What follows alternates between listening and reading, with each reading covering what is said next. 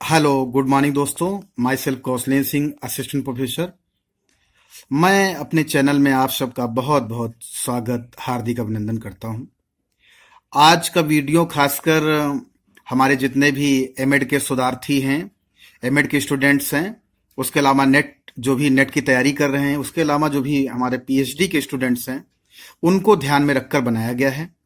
और आज के वीडियो के लिए खासकर हमारे गाइड, हमारे mentor doctor Neeta Singh ma'am, जो कि एचओडी हैं केएनआई इंस्टीट्यूट सुल्तानपुर की, उनका मैं बहुत आभारी हूं। उसके अलावा डॉक्टर उमाशंकर सिंह सर, उसके अलावा डॉक्टर एसपी सिंह वत्स सर, उसके अलावा हमारे यहाँ डॉक्टर डीपी मिश्रा सर, उसके अलावा हमारे जितने Bihari sir, doctor Bihari sir, इन्हीं सबका मैं बहुत ज़्यादा आभारी हूं, जिनके मोटिवेशन से मैं आज आपको खासकर रिसर्च से संबंधित वीडियो आपको सबको बना रहा हूं।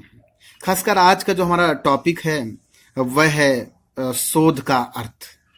तो आज का मैंने जो टॉपिक लिया है, शोध का अर्थ क्या है, शोध की परिभाषाएं क्या हैं और शोध की प्रकृति क्या है।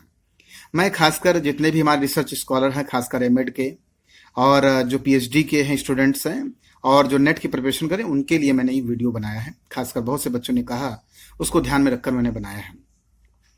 तो अनुसंधान, शोध का अर्थ क्या है, अर्थात अनुसंधान का अर्थ क्या है। तो अर्थात शोध या अनुसंधान दोनों ही समानार्थी हैं और अनुसंधान को अंग्रेजी भाषा में रिसर्च कहते हैं। इस रिसर्च में री शब्द का अर्थ पुनः, जबकि सर्च शब्द का अर्थ खोज।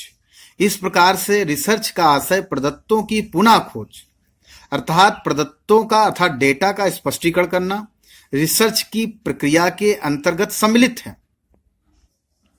शोध का तात्पर्य एक वैज्ञानिक शोध से होता है, जिसके विभिन्न पद होते हैं, जिसकी एक विशेष प्रक्रिया है। शोधों को विभिन्न आधारों यथा प्रक्रिया, परिणाम एवं प्रकृति के आधार पर कई भागों में बांटा जा सकता है। ज्ञान की अभिवृद्धि के साथ साथ कई रूपों में शोध की महती आवश्यकता है। इस इकाई में शोध की विभिन्न आवश्यकताओं को भी स्पष्ट किया जाता है।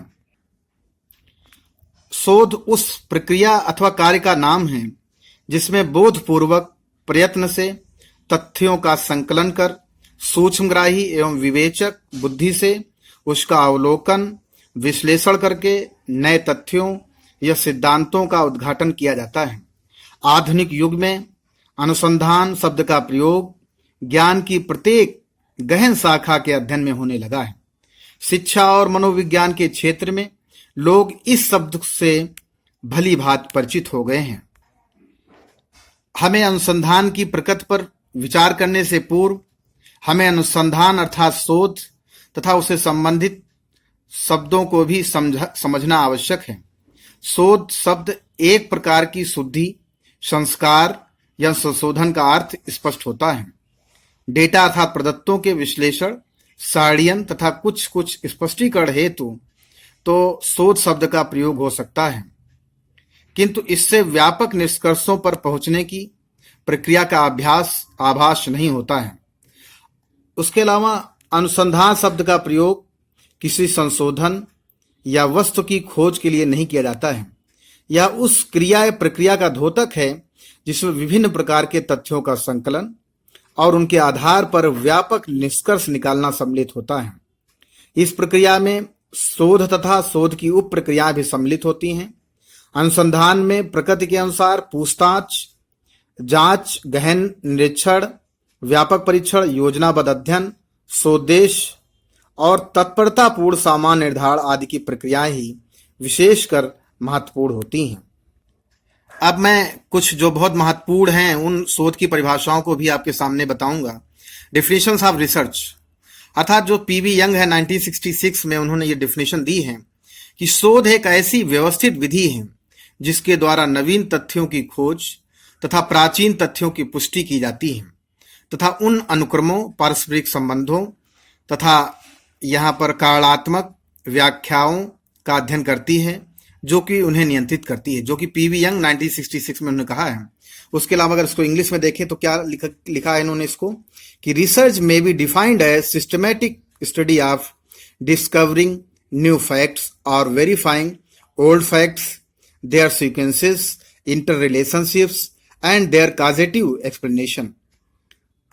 इसके अलावा 1969 में एडवर्ड महोदय ने भी एक डिफिनेशन दी कि शोध किसी प्रश्न अथवा समस्या अथवा प्रस्तावित उत्तरों की जांच के लिए उत्तर खोजने हेतु किया जाता है, और या इसे ऐसे इंग्लिश में बोलेंगे तो research is done to seek an answer to question और टू प्रॉब्लम और to test answer which have been suggested. Edward 1969. इसी के साथ साथ 1969 में आचार्य हजारी प्रसाद द्विवेदी ने भी एक डिफिनेशन दी, खासकर अनुसंधान को लेकर, शोध के लेकर, कि स्थूल अर्थों में शोध नवीन और विस्तृत तत्वों का अनुसंधान है, जिसको अंग्रेजी में डिस्कवरी ऑफ फैक्ट्स कहते हैं, और सूक्ष्म अर्थ में वह ज्ञात साहित्य के पुनर्मूल्यांकन और नई व्याख्याओं का सूचक है. आचार्य हजारी प्रसाद द्विवेदी.